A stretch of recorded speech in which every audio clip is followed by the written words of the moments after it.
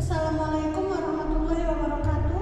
Kami dari kelompok 6, perkenalkan saya Perdia Duyanti. Saya Juliana Manarliun. Saya Viga Destiana. Saya Reni Handayani. Kami akan menjelaskan materi statistika inferensial pertemuan 9 tentang uji autokorelasi. Uji autokorelasi. Definisi dari uji autokorelasi adalah uji dalam model regresi untuk mengetahui apakah terdapat hubungan antara residual pada periode sekarang dengan simbol T dengan periode sebelumnya dengan simbol T-1. Autokorelasi sering terjadi pada data time series karena data disusun berdasarkan waktu. Model regresi yang baik adalah yang tidak mengandung autokorelasi. Dampak autokorelasi yaitu estimasi tidak bias tetapi tidak efisien, varian tidak minimum, uji T dan uji F menjadi tidak valid, hasil analisis bisa kurang akurat. Penyebab terjadinya autokorelasi diantaranya data berbentuk time series runtut waktu, ada pola tren atau musiman, misalnya penjualan tiap bulan, model regresi tidak lengkap atau variabel penting tidak dimasukkan, kesalahan dalam spesifikasi model, serta penggunaan data yang saling berkaitan antar waktu. Jenis autokorelasi ada dua, yaitu autokorelasi positif dan autokorelasi negatif. Autokorelasi positif, residual sekarang cenderung searah dengan sebelumnya, naik menjadi naik, turun menjadi turun. Sedangkan autokorelasi negatif, residual sekarang berlawanan arah, naik ke turun dan turun ke naik.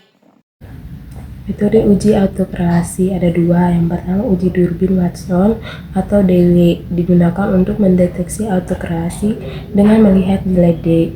Kriterianya ada 5. Yang pertama, D lebih besar dari DL, maka ada autokorelasi positif. Yang kedua, DL lebih besar sama dengan D, lebih besar sama dengan DU, maka tidak pasti. Yang ketiga ada DU lebih besar dari D, lebih besar dari 4, DU, maka tidak ada autokorelasi. Yang keempat ada 4 lebih DU lebih besar sama dengan D, lebih besar sama dengan 4, DL tidak pasti. Yang kelima ada D lebih besar dari 4, DL ada autokorelasi negatif. B. Uji Run Test digunakan sebagai alternatif jika uji Durbin-Watson tidak memberikan hasil yang jelas. Kriterianya ada dua. Yang pertama, sin lebih kecil dari 0,05 maka tidak terjadi autokorelasi. Yang kedua, sin lebih besar dari 0,05 maka terjadi autokorelasi. Kita langsung praktek menggunakan aplikasi SPSS. Cara yang pertama, kita menggunakan cara uji Durbin-Watson untuk mendeteksi autokorelasinya. Untuk datanya, saya pakai data yang ini, kita bisa lihat.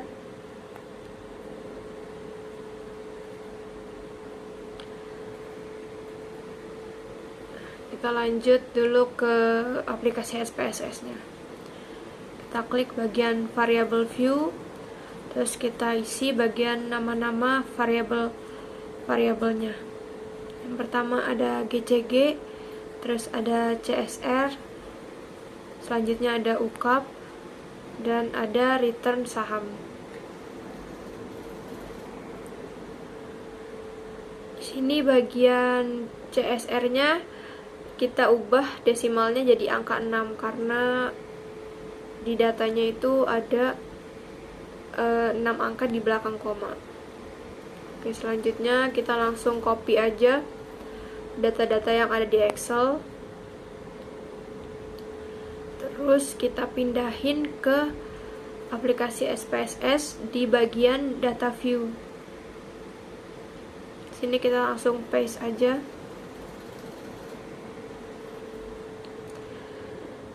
Nah, lanjut ke langkah yang pertama, kita klik analyze, lanjut klik regression, selanjutnya kita klik linear.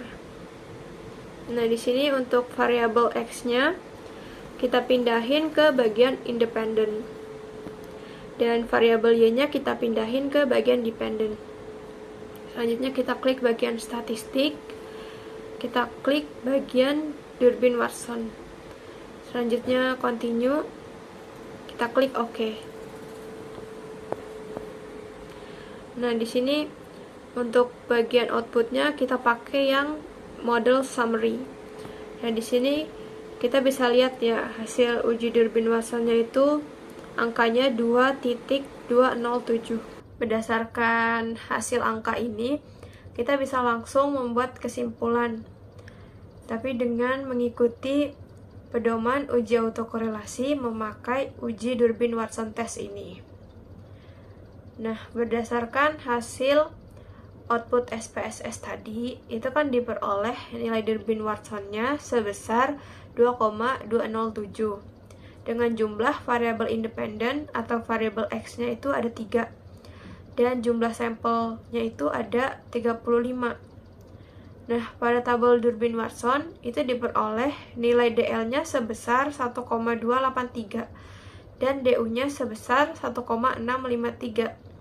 Nah, angka-angka ini itu diperoleh dari distribusi nilai tabel Durbin-Watson. Kita bisa lihat tabelnya di sini ya. Kita langsung fokus aja ke bagian kolom K sama dengan 3 karena tadi variabelnya ada 3. Dan kita fokus ke baris ke 35. Nah, di situ kita bisa lihat ya angka DL-nya itu 1,283 dan angka DU-nya itu 1,653. Angka-angka ini kita gunakan sebagai kesimpulan yang tadi. Kita lanjut ke kesimpulan yang atas. Itu bisa kita lihat ya. Dari angka-angka tadi itu diperoleh ketentuan sebagai berikut. Jadi nilai Durbin-Watsonnya itu berada di antara DU dan di antara nilai 4 dikurang DU, yaitu 1,653 kurang dari 2,207 kurang dari 4 dikurang 1,653. Jadi hasilnya itu nilai Durbin-Watson yaitu sebesar 2,207 itu berada di antara nilai DU 1,653 dan nilai 4 dikurang DU itu 2,347. Jadi sehingga dapat ditarik kesimpulan kalau data yang tadi itu tidak terdapat gejala autokorelasi. Nah, kesimpulannya itu kita bisa lihat dari pedoman yang tadi di atas ya.